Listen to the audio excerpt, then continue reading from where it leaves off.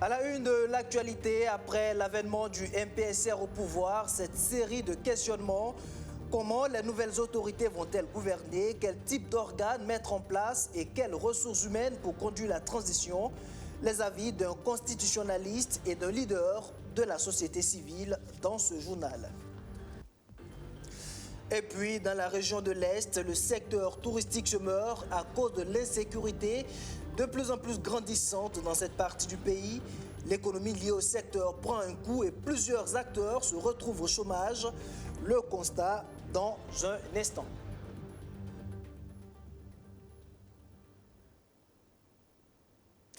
Bonjour, mesdames et messieurs, et bienvenue. Très ravi de vous retrouver. Après l'avènement du MPSR au pouvoir, le balai des concertations se poursuit avec les forces vives de la nation, mais aussi avec les institutions sous-régionales comme la CEDEAO. Après la visite de 48 heures de la délégation des chefs d'état-major des pays membres de l'organisation, c'est une mission ministérielle qui est attendue ce lundi à Ouagadougou. Des émissaires de la CEDEAO devraient recueillir des informations relatives à la situation sécuritaire et politique auprès des nouvelles autorités de la transition. Ces informations devraient ensuite être transmises aux chefs d'État qui s'y pencheront au cours de leur sommet extraordinaire prévu jeudi prochain à Accra, au Ghana. Mais en attendant, au Burkina Faso, ces nouvelles autorités reçoivent toujours le soutien de la part des organisations de la société civile. Le 29 janvier dernier, les jeunes de Pouitenga, dans le Kouritenga, province dont est originaire le lieutenant Paul-Henri Damiba, président du MPSR, ont battu le pavé pour, disent-ils, soutenir le nouveau pouvoir en place. Maxime Ilboudou. Dans les rues de Pouitenga, elles sont nombreuses les populations sorties pour manifester leur soutien au président du MPSR, le mouvement patriotique pour la sauvegarde et la restauration. Au milieu de ce parterre de marcheurs trône la photo du désormais homme fort du Burkina. En première ligne de la marche, des leaders coutumiers et des jeunes épris de paix, de sécurité et de développement. Pour dire merci au MPSR pour avoir pris le courage, leur dynamisme et leur volonté de faire du Burkina Faso un pays prospère de tout point de vue. Nous leur disons vraiment merci, nous disons merci, et nous voulons leur transmettre le message suivant. Il faut qu'ils sachent qu'à Pouitenga, tout le monde est derrière le MPSR. Tout le monde est derrière le MPSR pour l'accompagner dans sa noble mission. Nous sommes sortis ce soir pour dire notre satisfaction au pouvoir MPSR. Ils sont des militaires, ils ont décidé de rétablir le Burkina Faso qui était morcelé. Dans cette ambiance de klaxon, les manifestants scandent des slogans pour adouber le lieutenant-colonel Damiba. Parés des couleurs nationales, ils expriment leur joie et leur patriotisme. Ramener la paix au Burkina Faso ne sera pas une mince affaire pour le MPSR et les manifestants le savent bien. Ce n'est pas pour eux-mêmes qu'ils ont pris le pouvoir. Si vous avez écouté la déclaration, ils ont dit que c'est dans l'intérêt du peuple burkinabé. C'est pour la restauration de la dignité au Burkina. C'est pour le retour de nos défratés dans leur pays, dans leur village d'origine. Et puis c'est pour l'ouverture imminente des salles de classe qui ont été fermées, donc beaucoup d'élèves sont dans la rue. Ça fait vraiment mal au cœur. Et c'est pour cette raison-là que nous sommes sortis aujourd'hui à Pouitenga pour être solidaires avec l'ensemble du peuple burkinabé. On a confiance en lui à travers de son discours, puisque à chaque fois, il faut changer pour voir. Il faut changer pour voir. Avec l'expérience que j'ai aussi vécue, et avec le peuple. Le peuple va veiller à ce que tout reste en ordre. Certains manifestants brandissent des drapeaux burkinabés et russes appelant à une coopération avec Moscou. D'autres portent des pancartes sur lesquelles on peut lire « Nous sommes tous MPSR ».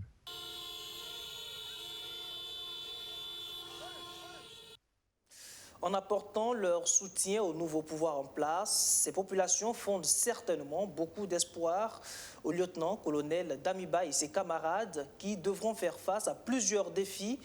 L'un d'eux, c'est déjà comment gouverner, c'est-à-dire quel type d'organes mettre en place et quelles ressources humaines pour conduire la transition. Nous avons interrogé un constitutionnaliste et un leader de la société civile sur la question. Abdourazak Traoré. Au lendemain de la prise du pouvoir par les hommes en treillis, deux questions majeures taraudent les esprits. Quel type d'organe ou encore quelle qualité de ressources humaines pour conduire la transition politique? L'homme politique et constitutionnaliste Abdoulaye Souma, lui, table sur trois organes clés. Je pense qu'il faut rentrer dans la normale, avoir un exécutif de transition, avoir un législatif de transition qui vient compléter le pouvoir juridictionnel de transition. Je parle ici du Conseil constitutionnel qui, normalement, doit exister sous la transition et faire office de pouvoir juridictionnel de transition. Dans la même veine, cet ancien membre du Conseil national de la transition 2015 milite pour un organe législatif en plus d'un pouvoir exécutif.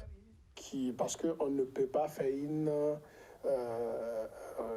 une telle transition parce que les griefs qui ont été soulevés, que ce soit par les nouvelles autorités ou la société burkinabé de façon globale, nécessitent des réformes. Et donc, pour faire des réformes, c'est bon qu'il y ait un organe législatif. Voilà. Parce que si c'est un organe à titre consultatif, ce n'est pas assez bon parce que si vous faites des consultations, vous devrez laisser les réformes à un pouvoir qui sera élu au détour des élections pour les adopter. Il n'y a aucune garantie. Mais si c'est un organe législatif qui va adopter des normes comme on l'a fait en 2015, et ça permet justement de contraindre ceux-là qui viendront parce que ça sera des normes en raison de la nature des organes qui seront mis en place sur la base du consensus et de l'inclusivité surtout parce que c'est un critère assez important. L'inclusivité, le mot est lâché. Il est sur toutes les lèvres afin d'éviter une transition aux antipodes des aspirations du peuple. Inclusion politique parce que ce n'est pas démocratique, mais l'histoire elle-même exclut. L'histoire elle-même exclut. Si un malheur est arrivé par votre faute, normalement, si vous avez de la conscience, si vous avez de l'amour pour la patrie, vous devez vous mettre en retrait. Automatiquement. C'est-à-dire c'est une auto-censure. Et il n'y a même pas besoin que les acteurs viennent vous bousculer pour vous dire des choses qui ne sont pas élégantes. Parce qu'en 2015, en 2014, 2015, on s'est retrouvé dans la situation et devant la question de savoir si on faisait des élections et que c'est le même parti CDP qui a été chassé par le peuple à l'insurrection qui revient, qui gagne les élections. Qu'est-ce qu'on fait? Est-ce que l'insurrection aurait eu un résultat? Est-ce que le peuple aurait pu prendre des risques, etc. Donc, je pense que c'est dans ce sens que les acteurs ont réfléchi et avaient pris la décision de procéder à l'exclusion d'un certain nombre d'acteurs qui avaient été trop visibles et qui avaient porté trop le vêtement du régime. Et je répète que j'étais opposé à ça, mais je comprends dans quel sens ça a été fait. Et je pense que automatiquement, en dehors même de ce type de normes, un acteur qui est en cause ou qui a été mis en cause doit savoir raison garder pour ne pas compliquer encore la tâche des autorités de transition ou la tâche du progrès de la nation. Pour autant, il ne faut pas exclure la majorité sortante, insistent ces acteurs. Au MPP, il y a toujours de la bonne graine, tout comme au CDP et dans bien d'autres de partis politiques, indique Anselme Somda. Mais attention, préviennent tous, il faut éviter le piège de 2015 en faisant appel à des usurpateurs. Et moi, j'interpelle et j'avertis déjà que si nous magouillons sous cette transition, l'histoire va se répéter. Éviter le piège de 2014. Je sais de quoi je parle. La transition de 2014 a connu beaucoup de piratage, et permettez-moi le terme, parce que tout le monde a voulu contrôler la transition et tout le monde a voulu contrôler l'après-transition. Évidemment, c'est légitime, mais dès qu'on cède à cela, évidemment, on ouvre la porte à la répétition de l'histoire, parce que les magouilles ne se terminent jamais. En 2015, je suis désolé de le dire, les gens ont accédé à des niveaux de responsabilité sans en avoir en réalité la carapace nécessaire pour porter ces responsabilités. Et ça n'a pas aidé la transition. Parce que lorsque, par de tels événements, vous arrivez à un niveau de responsabilité, mettez-vous dans la peau de cette institution et portez ces responsabilités-là de façon responsable. Moi, je ne suis pas contre le pain de quelqu'un, contre le beefsteak de quelqu'un. Mais le Burkina, je dis, le Burkina n'est pas un gâteau à partager. Ce n'est pas comme un éléphant qui est tué et chacun vient avec son couteau pour couper sa part. Intégrité, honneur, travail, patriotisme, ce sont là des valeurs que devraient incarner les futurs acteurs de la transition selon Anselme Somda. L'ancien scientiste se fait également le devoir de rappeler les acquis de 2015 qui peuvent être remis au goût du jour par les nouvelles autorités. Commission qui avait été mise en place, une commission des réformes et de la réconciliation qui a bâti un travail extraordinaire, malheureusement méconnu des Burkinabés. Un rapport très riche qui est un projet de société, si je peux le dire ainsi. Malheureusement, une suite n'a pas été donnée par ceux qui ont gagné les élections de 2015. Je pense que ces travaux-là peuvent être repris, réchauffés, parce qu'il y avait des propositions de loi qui avaient été proposées par cette commission. Donc on peut ressortir ces batteries de réformes-là et les faire adopter par cet organe législatif, parce qu'il y a la question sécuritaire qui est prioritaire, l'exécutif va s'atteler à gérer ces questions. Et bien entendu, si vous êtes dans une situation comme celle-là, c'est aussi bien que, en plus de la gestion des questions sécuritaires, il y a la refondation qu'il faut assurer. De son côté, le professeur Abdoulaye Souma lui fonde l'espoir que cette étape soit un nouveau départ, une aubaine pour l'émergence de nouvelles classes politiques rénovées dans les hommes, rénovées dans les idées et rénovées dans les méthodes politiques. Et puis, vous le savez, l'avènement du MPSR fait suite à de nombreuses manifestations de rue de certaines organisations de la société civile qui réclamaient justement la démission de l'ancien président Roch Marc Christian Tabouré. Des marches qui ont très souvent été réprimées par les forces de l'ordre, à l'image de la dernière tenue le 22 janvier dernier, une marche au cours de laquelle un journaliste de la télévision privée LCA a eu le bras fracturé après avoir reçu un projectile de la police.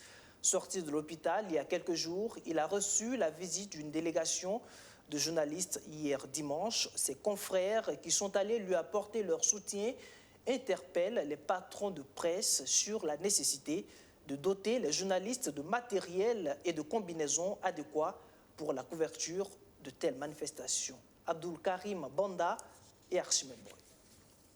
Une action humanitaire à l'endroit de Ibrahim Compaoré, journaliste à LCA Télévision. Il a été blessé alors qu'il couvrait la marche du 22 janvier dernier. Une marche réprimée par les forces de sécurité à coups de gaz lacrymogène. Ce dimanche 30 janvier, il reçoit la visite de ses confrères réunis au sein du groupe Presse Communication. Je remercie beaucoup ceux qui sont venus ce matin me rendre visite. Sincèrement, j'ai mis en arrêt à ça. Je n'ai pas les mots, sincèrement, je n'ai pas les mots. Je pensais que non, bon, il n'y avait personne pour me soutenir, mais j'ai su que la presse et ceux de la communication, ils sont derrière nous. À l'occasion de cette visite, le groupe dirigé par Gildas Ouedraogo a mobilisé près de 300 000 francs CFA pour lui venir en aide. Lorsque nous avons appris sa blessure, dans un premier temps, on avait voulu faire un écrit pour interpeller ses patrons, ses premiers responsables sur la nécessité de l'assister. Et en allant à l'information, on s'est rendu compte que c'était chose faite. Donc on a été agréablement surpris de savoir qu'il a été assisté. Et n'empêche, dans le groupe, on s'est vu, on a lancé une cotisation volontaire, ce qui nous a permis de rassembler une petite somme pour le soutenir. Ces journalistes et communicateurs ont aussi saisi l'occasion pour attirer l'attention des patrons de presse sur la nécessité de doter les journalistes de matériels adéquats en pareilles circonstances. Ailleurs, on voit des journalistes qui couvrent des événements spécifiques se retrouver avec des gilets estampillés presse, des gilets pare-balles, des casques estampillés presse. Mais si au Burkina Faso, on envoie le journaliste tout simplement sur le terrain et collecter des informations et sa protection ne pose pas problème au niveau de son média, je pense que ce n'est pas intéressant. Au cours des deux manifestations qui ont eu lieu, l'une le 27 novembre 2021 et l'autre le 22 janvier dernier, l'on note en tout 2 blessés côté journalistes. Et puis, les nouvelles autorités le savent, l'une des questions sur lesquelles elles sont très attendues par les populations C'est celle relative à la lutte contre le terrorisme, car au-delà des nombreuses victimes et déplacés internes qu'occasionne ce phénomène, c'est aussi l'économie du pays qui prend un sérieux coup. Dans la région de l'Est, par exemple, l'activité touristique est au ralenti depuis plus de 3 ans à cause de l'insécurité grandissante dans cette partie du pays. Un grand manque à gagner en termes de recettes pour la commune de Fadane-Gourma et plusieurs emplois perdus. Les acteurs du domaine appellent au secours. Archimède Boy. Le baobab sacré de Fadane-Gourma, ville située à plus de 200 km de Ouagadougou, dans l'est du Burkina Faso. La légende rapporte qu'il y a longtemps, un puissant guerrier gourmandier du nom de Yendabli, poursuivi par des ennemis, aurait lancé un sort à son cheval, lui permettant de grimper au dit baobab et de disparaître définitivement. D'où les traces des sabots encore visibles aujourd'hui sur son tronc, selon la légende. Ici, c'est la colline de Nalambou, un autre lieu mythique de Fada. Ces lieux majeurs du patrimoine culturel de la ville, autrefois visités par les touristes, sont aujourd'hui déserts. Et pour cause, cette région subit des assauts répétés des groupes armés terroristes. L'on se souvient encore de la mort en avril 2021 de 2 Espagnols et d'un Irlandais, tous des journalistes travaillant pour le compte d'une ONG, œuvrant pour la protection de l'environnement. Ils ont été la cible d'une attaque sur l'axe Fada-Pama. Aujourd'hui, l'activité touristique dans cette partie du pays est au point mort, selon la directrice régionale du tourisme et de la culture, occasionnant ainsi le chômage de certains acteurs du secteur. Depuis un certain temps, la région connaît des difficultés liées à l'insécurité qui jouent aussi sur le secteur de la culture et du tourisme. Si nous prenons par exemple au niveau du tourisme, au niveau des sites, nous avons les guides aujourd'hui qui n'arrivent plus à travailler. Ils sont au chômage alors qu'ils nourrissent aussi leur famille avec ces revenus. Elle ajoute que quelques concessions de chasse parmi la dizaine que compte la région de l'Est ont été saccagées par les terroristes. En 2020, les établissements touristiques ont accueilli 19 101 visiteurs contre 30 150 en 2019, soit une baisse significative de 11 049 visiteurs. Un manque à gagner pour l'économie de la région.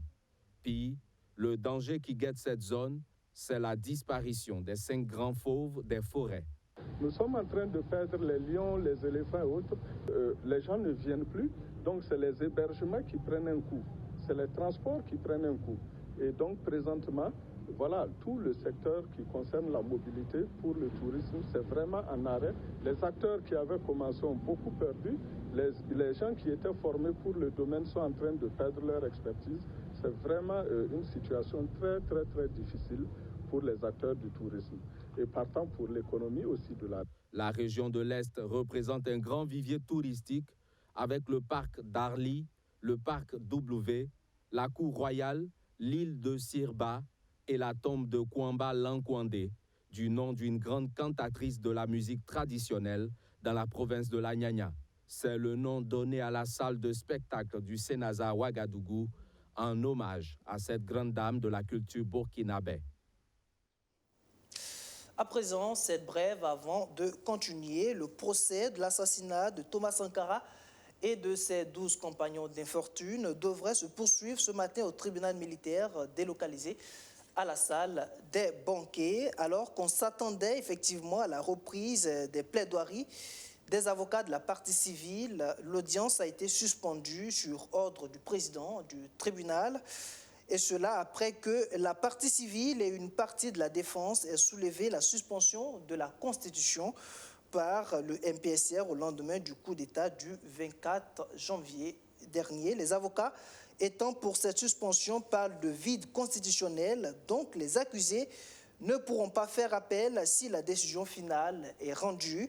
L'autre moitié de la défense estime que le procès se poursuivra car les lois de l'État sont toujours en vigueur. La date de reprise sera connue lorsque la suspension de la Constitution sera donc levée par le lieutenant-colonel Damiva. Toute autre chose à présent, à Bobo-Dioulasso, les commerçantes des marchés d'Akarville et de Colma, situés dans l'arrondissement 2, devraient avoir dans quelques mois des lieux de commerce adéquats pour mener leurs activités.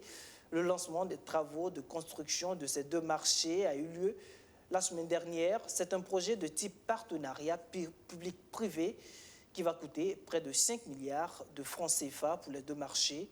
Aïcha Mohamed Yatara et Soto Justin Tapiri. Les travaux de construction du marché d'Akarville ont été officiellement lancés le 20 janvier 2022. Un nouveau marché qui va abriter 406 boutiques et hangars sur une superficie d'environ 3600 m². Il sera construit en R+1 et va coûter plus de 2 milliards de francs CFA. 3 jours après le lancement des travaux du marché d'Akarville, les autorités ont procédé à la pose de la première pierre du marché de Colma. Un marché qui sera construit sur une superficie de 18 000 m² avec 1156 boutiques et hangars pour un montant de plus de 2 milliards 700 millions de francs CFA. En tant qu'acteur du développement, le Conseil régional ne peut pas rester en dehors de cette initiative. Et c'est de bon ton aussi que la Chambre du commerce montre en tout cas sa présence ici pour que le monde informel et que nos vaillantes commerçantes, ces vendeurs de légumes et tous les acteurs ici, en tout cas, puissent être le levier de leur famille. Quand vous prenez le marché de Colma, qui était un marché délabré, ça ne répondait plus aux critères du marché. C'est ce qui a poussé le conseil municipal depuis 2017-2018 à prendre une délibération pour reconstruire ce marché. Nous avons fait appel à plusieurs personnes, l'architecte et l'entrepreneur. C'est vrai, l'arrondissement n'ayant pas de moyens, on a sollicité à des partenaires de nous aider en mode PPP. Donc aujourd'hui, c'est une fierté pour moi. Les travaux de construction du marché d'Akarville et de Colma lancés, les commerçants invitent le maire à respecter ses engagements par rapport aux conditions d'acquisition des boutiques. Nous voulons que le maire tienne ses promesses. Il nous a dit de libérer le marché pour sa construction. Nous souhaitons que tous les commerçants qui ont été recensés puissent avoir la place. Mais construire le marché et trouver d'autres prétextes, nous ne voulons pas de cela. Après la construction du marché, que le maire nous aide à avoir nos places. Nos grands-mères et mères ont occupé ce marché avant nous. Donc c'est notre seule source de revenus. Nous supplions le maire pour que les prix et les conditions de paiement soient faciles pour nous.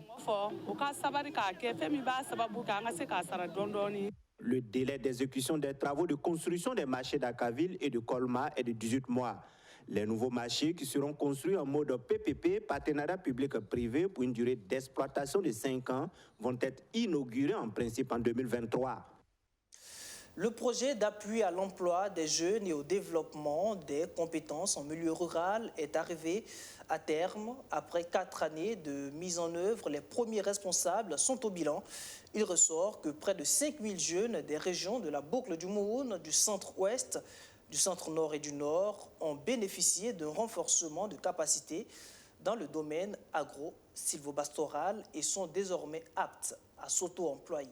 Maxime Ilboudou. Après 4 années de mise en œuvre, le projet d'appui à l'emploi des jeunes et au développement des compétences en milieu rural a permis à plusieurs jeunes d'avoir des activités génératrices de revenus selon les initiateurs. Formés dans des centres professionnels, notamment dans le domaine agro-sylvopastoral, les apprenants bénéficient d'un accompagnement du Fonds burkinabé de développement économique et social. Et pour accompagner ces jeunes incubateurs dans la gestion de leur entreprise, un manuel de suivi et d'appui conseil est élaboré et adopté. L'idée est de faciliter leur insertion dans la vie professionnelle.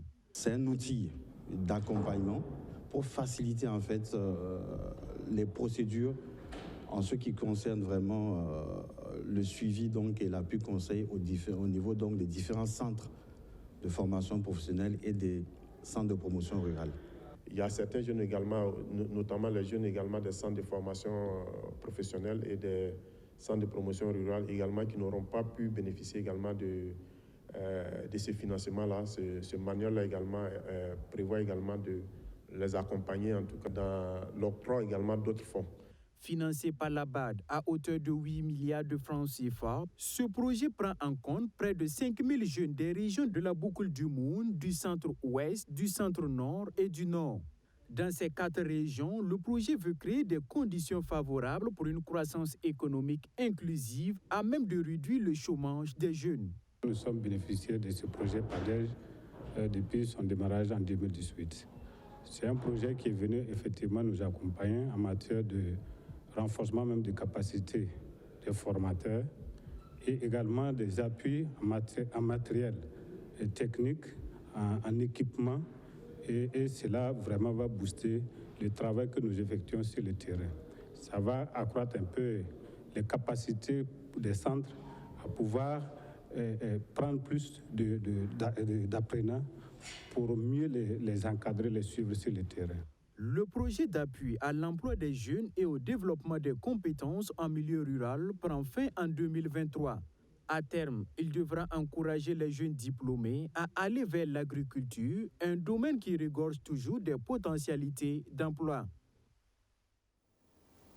Les nouvelles de la Coupe d'Afrique des Nations avant de nous quitter. Vous le savez, les étalons du Burkina Faso sont en demi-finale et leur adversaire est connu depuis hier. Ce sera le Sénégal qui s'est qualifié dimanche en battant la Guinée équatoriale sur le score de 3-1. Ce choc entre étalons et Lions de la Teranga se jouera mercredi prochain. Le coach Kamomalo et ses poulains se disent prêts à affronter n'importe quelle équipe dans ce tournoi. Propos recueillis après leur victoire face à la Tunisie par Luc Park-Beghem, l'un de nos envoyés spéciaux au Cameroun. Suivez. Parce que depuis ce matin, on sentait une grande ferveur dans notre pays. Les gars, ils sont avec nous. Et voilà, on vit quand même des heures assez troubles, mais ils sont derrière nous. Et c'est le pays des hommes intègres. Les gens, ils sont contents de ce que nous faisons. Et nous leur dédions cette victoire. Par préférence, toutes les équipes sont difficiles. Vous avez vu depuis le début de la CAN. Nous, vraiment, on va penser à nous-mêmes. Nous resterons nous-mêmes. On va se concentrer sur nous. On va bien se reposer et penser à ces demi-finales. Il reste 2 matchs pour finir cette CAN.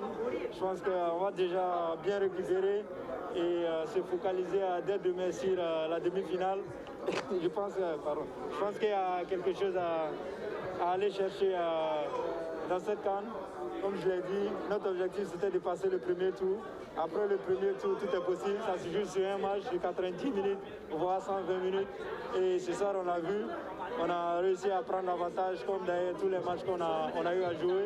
Et je pense qu'on a tiré des leçons, on grandit au fil des matchs.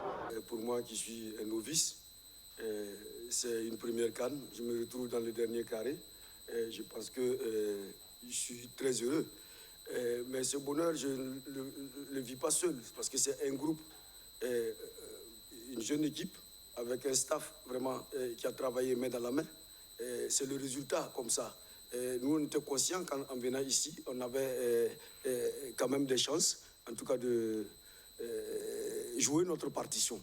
Alors, mais permettez-moi, avant tout propos, de dédier cette qualification à notre peuple que vous savez traverse des moments difficiles, même si la situation est stable de nos jours. Je profite en tout cas de cette tribune pour rendre hommage à ce peuple qui, malgré tout, reste debout. Et je dis que notre équipe est à l'image de notre peuple.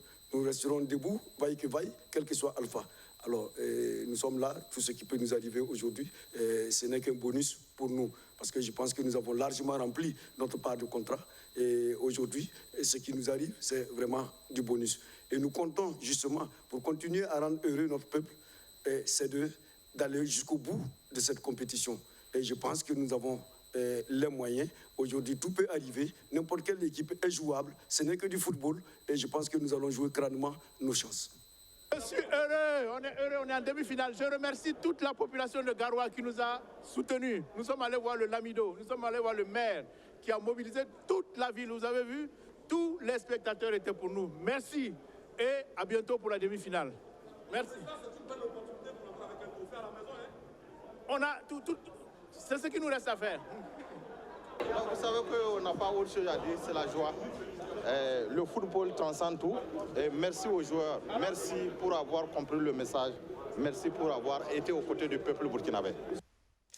Cette brève avant de nous quitter, le mouvement patriotique pour la sauvegarde et la restauration s'est exprimé ce jour à la télévision nationale et on apprend que des décisions fortes ont été prises. Le directeur général de l'Agence nationale de renseignement et son adjoint ont été relevés de leurs fonctions.